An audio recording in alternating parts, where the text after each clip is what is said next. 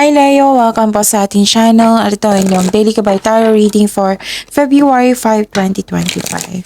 Please be reminded kung naka-resonate kayo, comment down. Kung hindi kayo naka-resonate, ibigay niyo po sa iba kasi channel reading po ito. This is for you Leo ngayong February 5, 2025.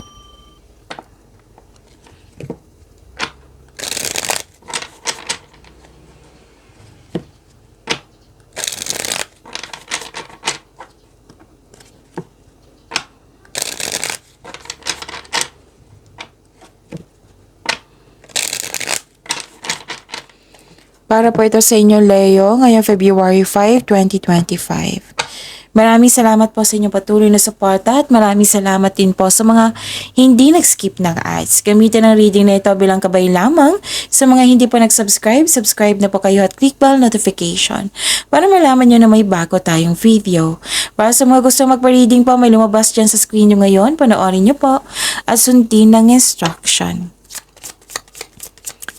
Spirits Guide, mga ganap po para kay Leo ngayong February 5, 2025. Para po kay Leo.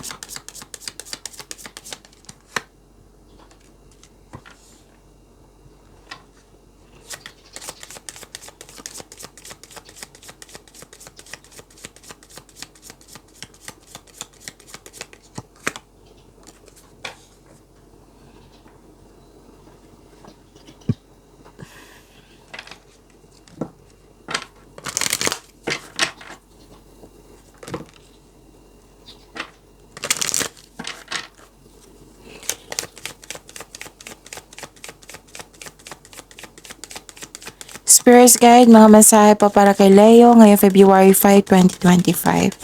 I need 2 cards po.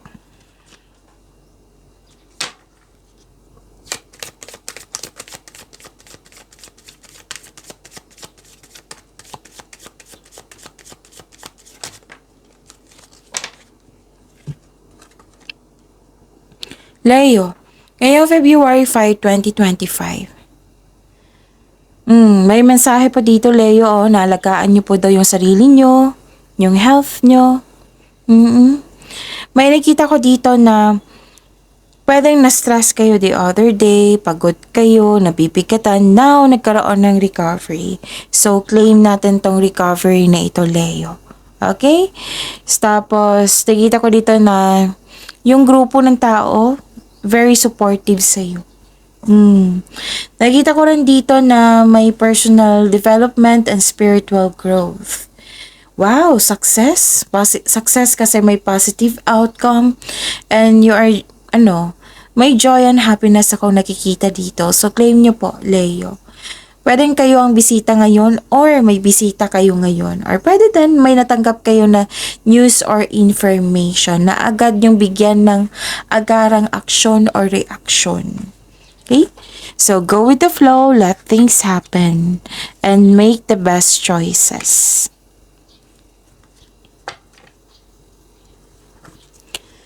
Spirits Guide, ano po yung energy ni Leo ngayong February 5, 2025?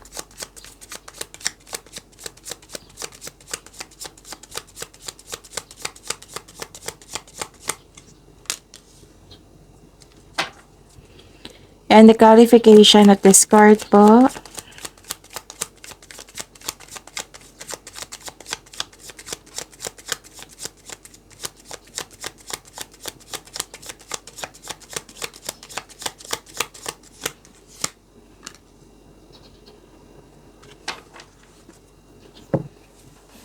Okay, Leo.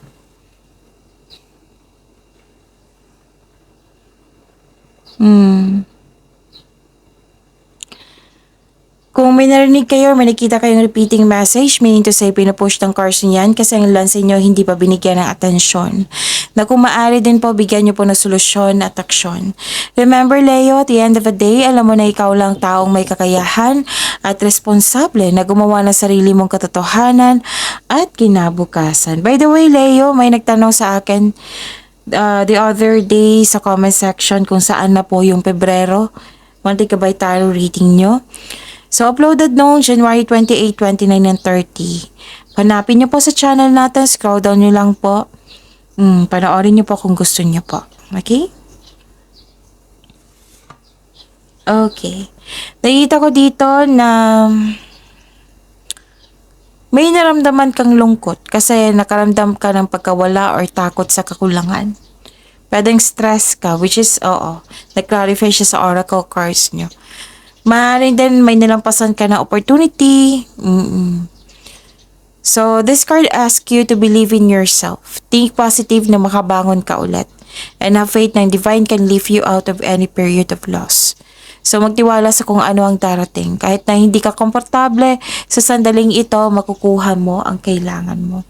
Kaya nga may mensahe dito let things happen, go with the flow, and make the best choices. Focus on mind healing instead of suffering. Nakita ko dito na nagkaroon po ng so this card asks you, kasi may success. So this is the clarify siya sa oracle cards nyo at dito rin sa tarot cards na may success. So claim nyo ito, Leo. So new doors opening din. So this card asks you to accept project and face it with confidence kasi naka-align ito sa passion mo. Isa din ito sa dahilan na magkakaroon ka ng maraming opportunity kaya huwag mag-alinlangan na tanggapin ito. So this card tells you na nasa next level ka na ng prosperity na matagal mo nang hinintay kaya huwag mong palampasin ang pagkakataon na ito. So posibleng dagdag trabaho or dagdag kaalaman.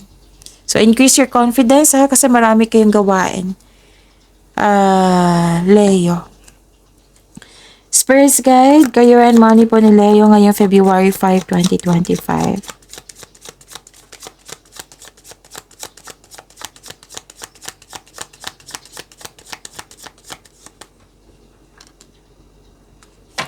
And the clarification of this card po.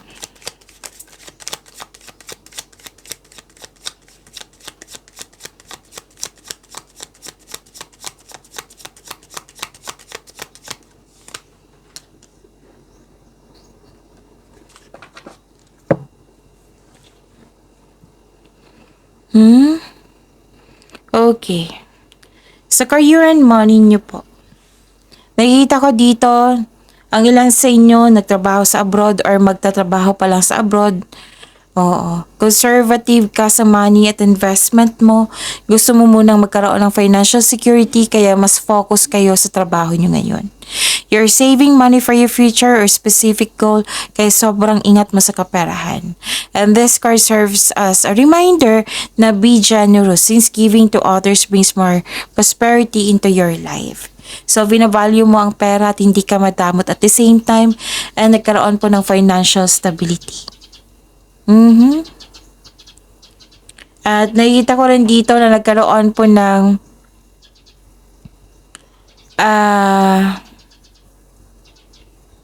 so may ma-end the cycle.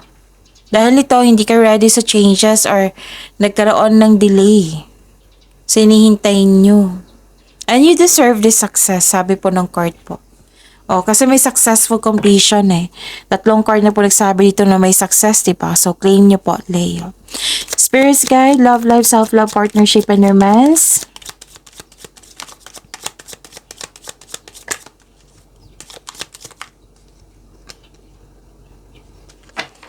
And the clarification of this card po.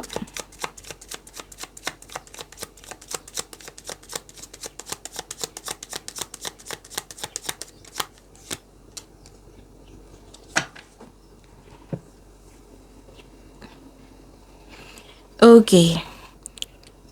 Maraming salamat po sa patuloy na tiwala, suporta sa ating channel. At maraming salamat din po sa mga hindi nag-skip ng ads. Mag-ingat sa taong masakit kung magsalita. Nang dahil sa kanya na disbalansin yung emotion mo eh. Hindi mo na alam kung kailan susugod o aatras sa isang hamon. Another card na nagsabi dito, this is a repeating message, so give attention. Siguraduhin karapat-dapat yung paggawa mo ng plano at desisyon. Be confident. Okay? Mag-ingat kayo sa mga taong nagsiselos, insecure, at kulang sa pasensya.